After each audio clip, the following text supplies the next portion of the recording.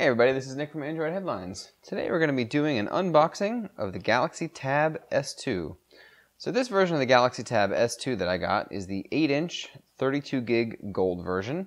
It also comes in a 10-inch version. So right on top here is the tablet. It's wrapped in a nice little soft paper material. We'll go ahead and pull this out of the wrapper and we'll give it a first boot while we take a look at the rest of the stuff in the box.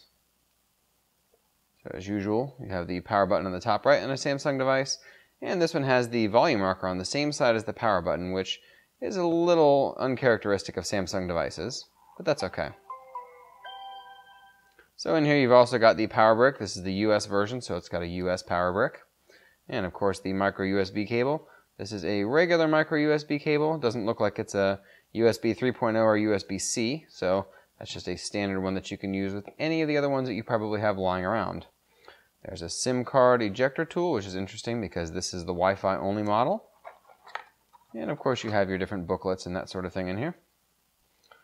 So you've got your quick start guide.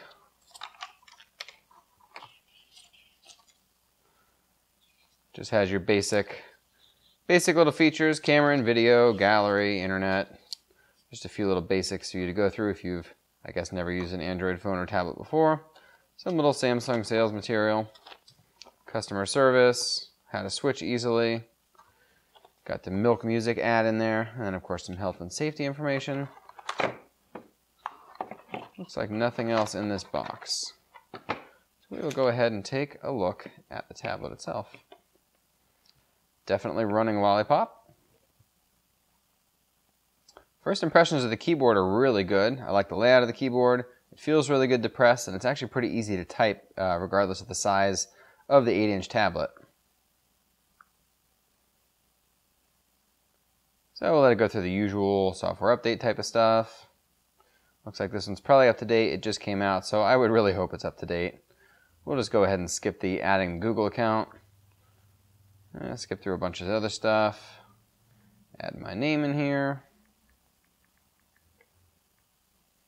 Certainly not top secret. Next, next, next. Okay, so it looks like we have a Samsung account here that it's asking for. So it's going to give us a couple of things. It looks like maybe a Milk Music offer, Galaxy apps, backing up and restoring device. Of course, they have their coupons and tickets and other promotions that Samsung runs for its devices and has done for quite some time now. So we'll still go ahead and skip that. We don't want to set that up now. But you can always take advantage of that later if you have bought this tablet. Since it's going to ask us to set up the fingerprint, we might as well. That's certainly a new feature of this since it's based on the Galaxy S6 design. That one's going to be located right in the home button here. So you want to do it in a couple different ways. Definitely looks like a nice fast fingerprint scanner. The one on the Galaxy S6 is pretty darn good, so I would expect nothing less. Okay, now it wants me to put the tip of the finger on there, which I assume is just in case you're being lazy and just quick touch it. That way it knows to get your fingerprint in there and it doesn't mess up. We'll just do our password as secret because that sounds very secure. We'll do secret 1. How about that? That's even more secure. Don't tell anybody. Alright. Got our fingerprint set up. And it looks like a giant Galaxy S6, which should be expected. It has a nice little pop-up here for Smart Switch.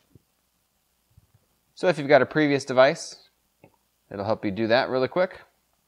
That's really nice that they're doing that because a lot of people will definitely be moving from other devices to get to this. This probably is not going to be your first tablet purchase since it is a more premium tablet. A lot of those sales probably go to the regular Tab 4 and the more of the budget line of Samsung's tablets.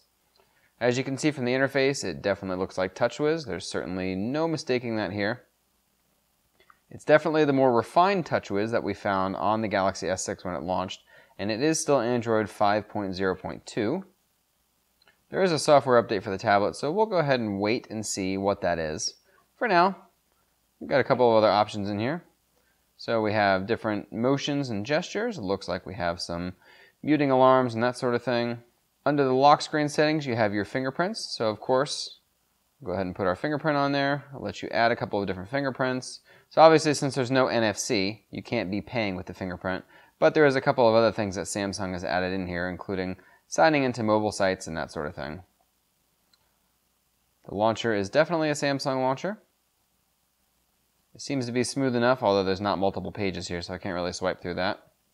Take a quick look at the camera app. In the settings here, you've got your different camera resolutions up to 8 megapixels. You have your video resolutions up to Quad HD, so not quite 4K, but definitely better than 1080p. It's got video stabilization, probably only for 1080p, yep, and that's likely not optical stabilization if it's going to ask me to turn it on or off like that for certain resolutions. We'll go ahead and test that camera out in the full review, but it looks like it's got mostly all of the modes that you're looking for in a camera. I don't know how many of you are going to be using a tablet for a camera, but you never know. Of course, you have your overview key here, which is great, and of course, multi-window.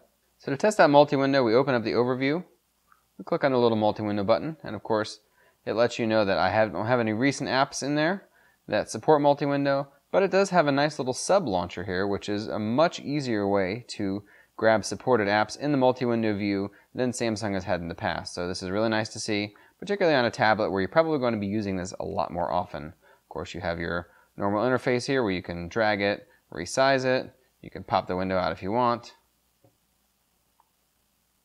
And of course, you click on the button and you can put it back in a full screen view. There's a lot of other things you can do with multi-window, but we'll go over that in the full review. For now, just taking a quick look at the hardware, you have your volume rockers here. Of course, you got your pseudo lollipop volume menu here, where the interruptions and priority modes are not in there. Power button on the right side here. Of course, your home button with your fingerprint scanner in there. What's interesting is it doesn't look like you can unlock it using the fingerprint without turning the screen on first. So you have to actually put your finger on the key first, click it, and then just leave it there for a second, and it'll unlock. I don't know if I like that or not, but I suppose it's good for keeping accidental presses from happening. The actual device itself looks rather nice. We'll go ahead and take this plastic off. Looks a lot like the Tab S, almost identical to be honest. Big exception here is that this is a metal back versus the original Tab S had that sort of faux leathery fabricy back that the Galaxy S5 had. So if you have seen that, this is different. What's also nice is this is not glass like the Galaxy S6 or the rest of that line. So it's not slippery. This actually has quite a bit of grip to it, which is nice. Since the sides are metal, it feels nicer in the hand, and it's definitely super, super thin. On the bottom here, we have your stereo speakers, as well as your micro USB port, and your 3.5mm headset jack. On the top, and of course the sides, you don't have a whole lot. It's really only the right side that we're going to find the power button, volume rocker, and the SIM card tray. Alright, so while we're updating this to Android 5.1.1, we'll just go over the specs real quick. That's going to be an 8-inch QXGA, that's a 2048 by 1536 Super AMOLED display. Again, this comes in a 10-inch version as well. It's a 1.9 gigahertz on the high end and 1.3 gigahertz on the low end octa-core Exynos processor from Samsung. This one's got 3 gigs of LPDDR3 RAM, which is great on a tablet since you're probably going to be using it for a little more intensive apps than you might be on a phone. Of course, 3 gigs of RAM is pretty common for a phone anyway, so either way, it's going to be good for multitasking and multi-window performance. Cameras on the back are going to be 8 megapixel, and the one on the front is 2.1 megapixel. That's pretty standard for a tablet, and of course, you're probably not going to be using this for a whole lot of picture taking, but just in case you need it, it's there. Ultra HD playback, although it's not going to be true 4K resolution on the playback, and of course, Quad HD video recording. And then, of course, you have 32 gigs of RAM built into this particular version, although there are some other options out there as well. Check those out, and check the prices on those too. We'll go ahead and get you a review of this very soon, now that it has Android 5.1.1 Lollipop. Thanks for watching. Until next time.